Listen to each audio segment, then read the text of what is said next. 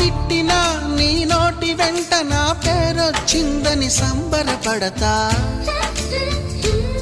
నువ్వు కొట్టినా నా చెంప మీద నీ గురుతొకటుందని సంతోషిస్తా. మనసు పువ్వును అందించాను, కొప్పులో నిలుపుకుంటావో, కాలి కింద నలిపేస్తావో. వలపు గువ్వను పంపించాను, బొట్టు పెట్టి రమ్మంటావో, గొంతు పట్టి గెంటేస్తావో.